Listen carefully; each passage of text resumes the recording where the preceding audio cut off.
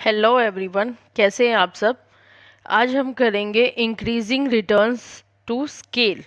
तो हमसे पूछा गया है कि explain the law of increasing return to scale, what are the factors that limit the operation of this law. अब हमने लास्ट क्वेश्चन किया था कि why increasing return, law of diminishing marginal utility किया था हमने। लॉ ऑफ डिमिनिशिंग रिटर्न, हम क्या बोल रहे थे उसमें कि लॉन्ग टर्म में जब हम प्रोडक्शन करते रहते हैं तो हमारी जो कॉस्ट है वो क्या होती रहती है, डिमिनिश होती रहती है। फिर उसके बाद हम अब ये पढ़ रहे हैं कि एक लिमिट के बाद जो क्या होता है, जब हम क्या कहते हैं कि हम जब ज़्यादा प्रोडक्शन करने लगते हैं तो हमारा जो टोटल कॉस्ट निकल के आती है वो कम होती है।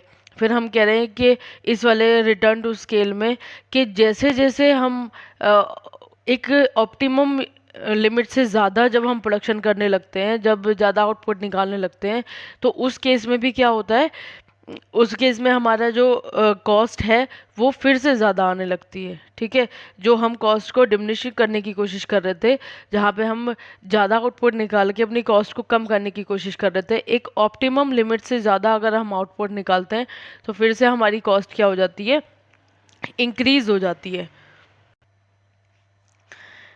When a firm expand its size and scale of production by employing more unit of all factors, from small scale to large scale and from large scale to larger scale, the firm experience certain economics or advantage of production and therefore increasing return। जब कोई भी firm जो होती है वो सबसे पहले small production कर रही है, स्मॉल स्केल पे प्रोडक्शन कर रही है, फिर लार्ज पे कर रही है, फिर लार्ज से लार्जर स्केल पे कर रही है, तो उसमें क्या होता है, उनका रिटर्न जो है वो इंक्रीजिंग रिटर्न होता है, उसे एडवांटेज मिलता है, advantage of production, therefore increasing return जो है वो ज़्यादा मिलता है। ठीक है, तो हम क्या कर रहे हैं, कोई मशीनरी है, उसे पर्टिकुलर रॉ मटेरियल ला रही हूँ, ये सब कर रही हूँ मैं। ठीक है, लेबर को भी वो सैलरी दे रही हूँ, तो लेबर जो है वो 10 पीस बना रहा है तभी भी अपनी सैलरी पूरी लेगा, अगर वो 20 पीस बना रहा है एक दिन में तब भी अपनी सैलरी पूरी लेगा। ठीक है, तो अगर मैं 20 पीस उससे बनवा लेती हूँ, 20 यूनिट अगर उससे बनवा लेती हूँ, तो मेरी जो टोटल कॉस्ट है वो कम पड़ जाएगी। ठीक है, तो हमने क्या बोला है कि जब हम लार्ज से लार्जर स्केल पे जाते रहते हैं तो वहाँ पे हमारी रिटर्न जो है वो इंक्रीज होने लगते हैं। नेक्स्ट हम क्या बोल रहे हैं कि economics of production result to use of better and more advance machinery. अब हम ये कह रहे हैं कि जब हम लार्ज स्केल पे हम जब प्रोडक्शन कर रहे हैं तो हमारा जो रिटर्न जो है वो इंक्रीज हो रहा है। तो क्यों हो रहा है, क्योंकि हम क्या कर रहे हैं, बेटर और एडवांस मशीनरी यूज़ कर रहे हैं और टेक्नोलॉजी यूज़ कर रहे हैं, जिससे कि टेक्निकल इकोनॉमी हो रही है हमारे पास। ठीक है, उसके बाद next is use of better management और मोर स्पेशलाइज्ड इन मैनेजमेंट, जिससे हमारी मैनेजीरियल इकोनॉमीज मिल रही है हमें। ठीक है, जब हम बेटर मार्केटिंग फैसिलिटीज़ यूज़ कर रहे हैं तो मार्केटिंग इकोनॉमी मिल रही है। नेक्स्ट इज जब हम large and cheaper financial resources use कर रहे हैं तो हमें क्या मिल रहा है, फाइनेंशियल इकोनॉमीज मिल रही है। ठीक है, फिर हम बात कर रहे हैं कि इन सबको क्या बोलते हैं, इंटरनल इकोनॉमी बोलते हैं। ठीक है, उसके बाद है technical economy. The first kind जो है इंटरनल इकोनॉमी का, वो क्या है, टेक्निकल इकोनॉमी।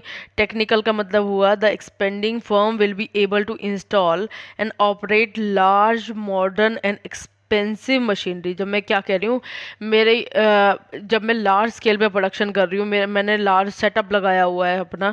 ठीक है, तो वहाँ पे मेरे को जब 100 यूनिट अगर मैं किसी चीज़ की, या 1000 यूनिट अगर किसी चीज़ की मैं एक दिन में प्रोड्यूस कर रही हूँ, उसके लिए मैं क्या करूँगी, एडवांस मशीनरी, एक्सपेंसिव और लार्ज जो मशीनरीज हैं या मॉडर्न मशीनरीज हैं उनको मैं लगाऊंगी, क्योंकि मैंने वो लार्ज स्केल पे मैं प्रोडक्शन करने जा रही हूँ।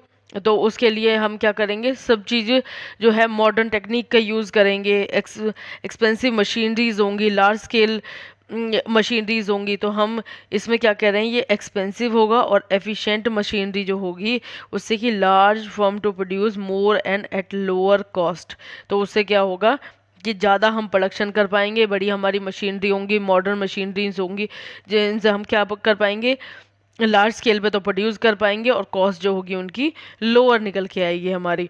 ए large producer can have specialize machinery for each type of job. अगर किसी भी हम लार्ज स्केल इंडस्ट्री में जाते हैं तो हर काम के लिए उनके पास अलग मशीनरी होती है, पैकेजिंग के लिए अलग, और बाकी सारी प्रोडक्शन के लिए अलग, बाकी सारे लेबलिंग के लिए अलग, ठीक है ना। इन सब हर काम के लिए उनके पास अलग मशीनरी होती है।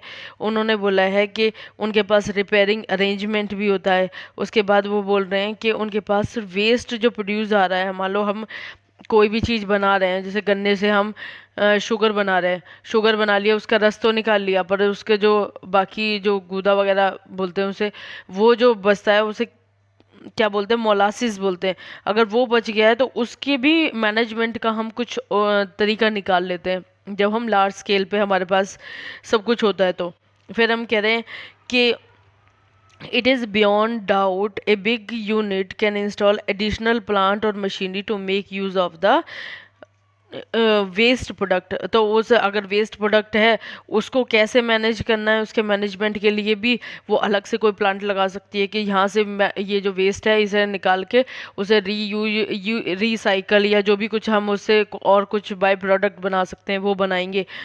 फिर इससे क्या होगा, जब हम लार्ज स्केल पे बनाते रहेंगे तो large unit can increase the total output and reduce cost of production. इससे हमारा टोटल जो आउटपुट निकलेगा वो मैक्सिमम निकलेगा, इंक्रीज होगा, और हमारा जो कॉस्ट ऑफ प्रोडक्शन है वो कम आएगी। ठीक है, जैसे जैसे ये बढ़ता जाएगा तो ये क्या होगा, और भी ज़्यादा चीप होता जाएगा। ठीक है, मतलब जितना ज़्यादा लार्ज स्केल पे हम प्रोडक्शन करते रहेंगे उतनी ही हमारी जो एक्सपेंस जो कॉस्ट आएगी वो कम आती जाएगी। नेक्स्ट कह रहे हैं हम मैनेजीरियल इकोनॉमी कैसे आती है जब हम लार्ज स्केल पे प्रोडक्शन करते हैं। तो कैसे आती है, हम ये कह रहे हैं कि जब एक छोटी फर्म में कोई भी मैनेजर होता है ना, तो उसको बहुत सारे जो manager should perform a number of function, उसे बहुत सारे फंक्शन जो है वो परफॉर्म करने पड़ते हैं। जैसे कि चेक अकाउंट, अकाउंट भी चेक करना है, उसे रॉ मटेरियल भी ख़रीदना है, फिर उसे फिनिश प्रोडक्ट है उसे भी सेल आउट करना है, उसे सुपरवाइज भी करना है लेबर्स को। तो वो एक ही पर्सन जब इतने सारे काम करता है कि तो it is natural that is efficiency can not be very high. ठीक है, एक पर्सन पे जब इतने सारे बर्डन आप डाल दोगे, वो इतनी सारी हेडिक जब उसकी बढ़ जाएगी तो उसका जो जो मेन काम है उसकी वो जो है उसकी एफिशिएंसी निकल के नहीं आएगी। फिर हम कह रहे हैं कि लार्ज एंटरप्राइज में क्या होता है कि एक मैनेजर नहीं होता, वहाँ पे हर डिपार्टमेंट में अलग अलग मैनेजर होते हैं। जैसे कि प्रोडक्शन का अलग प्रोडक्शन मैनेजमेंट मैनेजर, अकाउंट का अलग account manager, next is sales manager, personal manager. तो ये सारे क्या हो गए हमारे अलग अलग उसमें मैनेजर हो गए अलग अलग लेवल पे। फिर उन सब को देखने के लिए भी एक जनरल मैनेजर होता है जो कि जनरल सुपरविज़न और कोऑर्डिनेशन करता है। तो इससे क्या है, हमारा मेन काम जो है उस पर हम फोकस कर सकते हैं और उसे फोकस करने से हमारा मैनेजरियल इकोनॉमीज निकल के आता है। ठीक है, next is marketing economy. Marketing economy क्या होती है, हम कह रहे हैं कि लार्ज स्केल पे जब हम मार्केटिंग करते हैं ना तो उसका एडवांटेज मिलता है हमें। क्यों, जब हमारी स्मॉल जब हम ये देखते हैं कि मार्केटिंग जब हम कर रहे हैं तो हमारे उसमें बहुत ज़्यादा कॉस्ट इंकर हो रही है, तो स्मॉल स्केल इंडस्ट्रीज जो हैं वो इतनी कॉस्ट जो हैं वो एडवर्टाइजमेंट की बियर नहीं कर पाती। तो लार्ज स्केल जो है वो लार्ज स्केल में प्रोडक्शन कर रही है, लार्ज स्केल में उनका जो प्रॉफिट है वो भी बहुत ज़्यादा हो रहा है, तो उससे वो एडवर्टाइजमेंट पे के कॉस्ट को भी बियर कर पा रही है।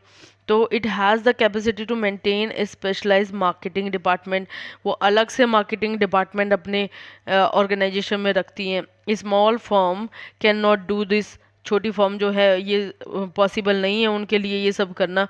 Large firm can buy and sell bulk. Large firm जो है वो बल्क में बाय और सेल करती है, तो इससे जो प्राइजेज है secure special prices from others.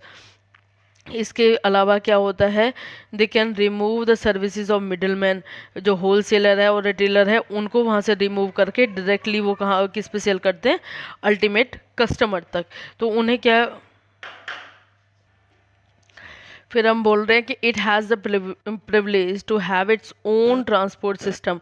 अब बड़े ऑर्गेनाइजेशन है उनके पास क्या है, अपने ही ट्रांसपोर्ट सिस्टम है, उनके पास क्या है, वो डिपेंडेंट है, वो sorry avoid it's dependent on other firms, वो दूसरे फर्म्स पे डिपेंडेंट नहीं है। तो उससे क्या होता है कि large firm can secure advantage in advertisement and research.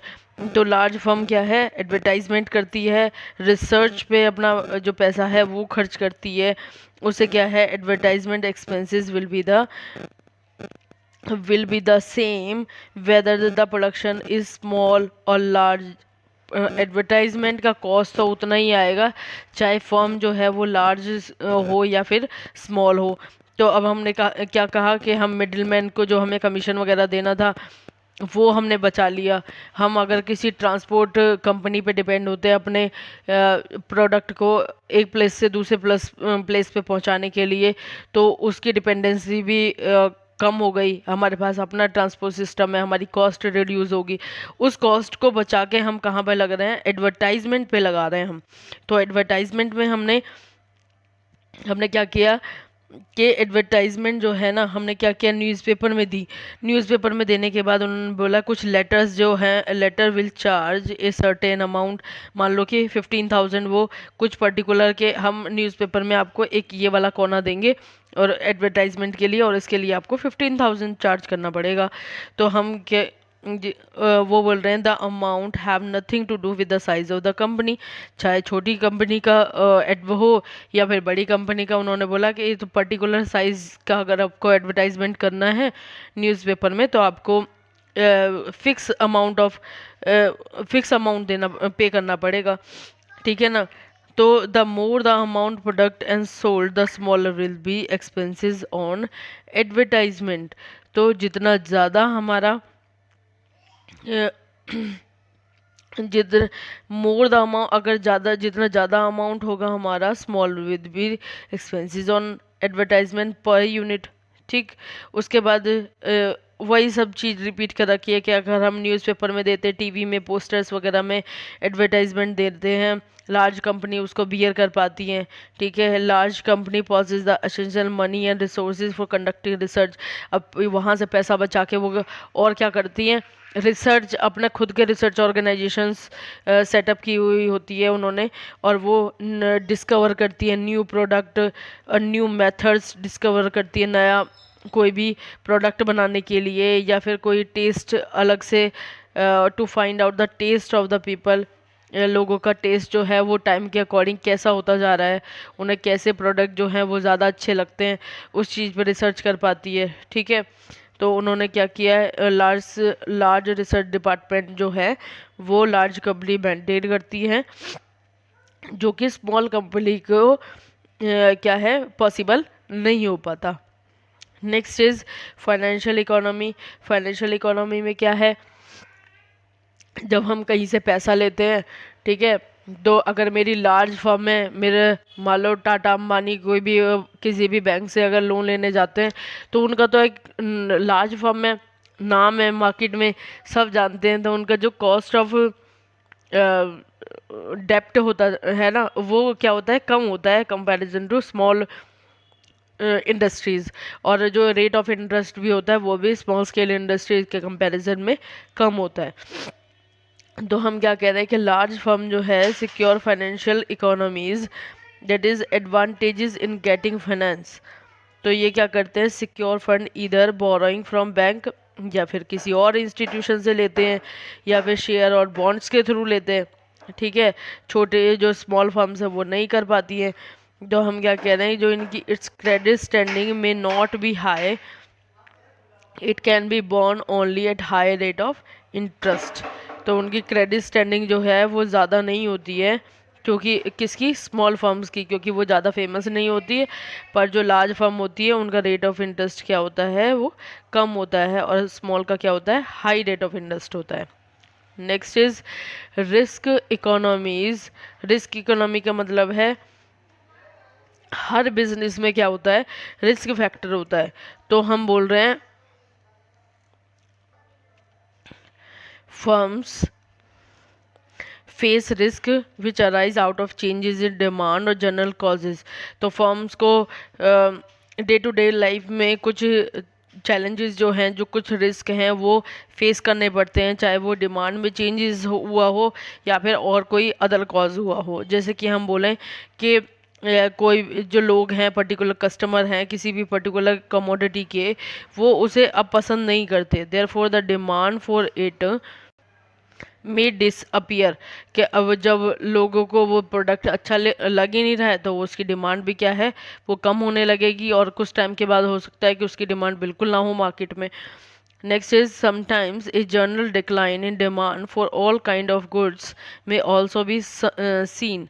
तो हम किसी भी गुड्स की डिमांड में एक डिक्लाइन देख सकते हैं। It would be due to a general decline in income and employment. वो एक रीज़न ये भी हो सकता है कि इनकम और एम्प्लॉयमेंट में डिमांड उस डिक्लाइन आ गया है। Economics term this as general business depression and trade cycle. Economics जो बोलते हैं वो कहते हैं कि ज़रूरी नहीं है कि प्रोडक्ट जो है वो हर टाइम बूम पर ही रहे। कभी उसका स्टार्टिंग फेज़ होता है, कभी उसका बूम फेज़ होता है, या फिर कभी उसका डिक्लाइन फेज़ भी होता है, डिप्रेशन फेज़ भी होता है, जब बिल्कुल ही मार्केट से डाउन चला जाता है कि डिसअपियर ही हो जाता है वो product. Next is there is also a possibility of small firm losing heavily due to business depression and may go to liquidation during business depression। तो वो बोल रहे हैं कि स्मॉल फर्म एक बार लार्ज फर्म जो होगी वो इस डिप्रेशन को बियर कर पाएगी। ठीक है, हो सकता है कि उनके और भी कोई बिजनेस हो तो एक बिजनेस का जो लॉस है वो दूसरे से क्या है कवर अप कर लिया, पर स्मॉल फर्म ऐसा नहीं कर पाती, उनके लिए ये पॉसिबल नहीं हो सकता। तो कह रहे हैं कि स्मॉल फर्म हो सकता है कि ये हैवी इसके लॉस की वजह से वो डिप्रेशन में चली जाएं या फिर वो लिक्विडेशन की फेज़ में चले जाएं, but it is not the case with the large firm. These have large fund, they possess the ability to face kind of risk और crisis। तो उनके पास large fund होता है, तो ये कुछ crisis और risk से निपटने के लिए उनके पास क्या होता है, इतना इनफ फंड होता है कई बार। In this way a firm which is able to expand its scale of production over a period of time gets 5 kind of advantage called internal economics of production. तो इस तरह की जब हम अपने प्रोडक्शन को लार्ज स्केल पे expand करते हैं तो उससे हमें कुछ जब टाइम के साथ साथ कुछ एडवांटेज मिलती हैं। वो क्या एडवांटेज है हमारे पास, total product of the firm rise and increasing rate. ठीक है, टोटल प्रोडक्ट जो है वो इंक्रीजिंग रेट से इंक्रीज होगा। नेक्स्ट इज एवरेज और marginal product of the firm are rising. Average product और मार्जिनल प्रोडक्ट भी क्या करेगा, राइज करेगा। Next is the average cost और marginal cost of production are decline. तो हम कह रहे हैं कि कॉस्ट कम होगी, प्रोडक्शन ज़्यादा होगा, प्रॉफिट ज़्यादा होगा। ठीक है, the increasing return to scale cannot continue indefinitely. The limit is reached at the optimum combination of all factors of production or when internal economics are at maximum। तो ये था आज का हमारा topic increasing return to scale, कि कैसे कैसे जब हम प्रोडक्शन को इंक्रीज करते रहते हैं उससे हमारी कॉस्ट ऑफ प्रोडक्शन जो है वो कम होती रहती है। आज के लिए इतना ही। If you like the video, please hit the like button, share with your friends and subscribe the channel for the videos. Thank you.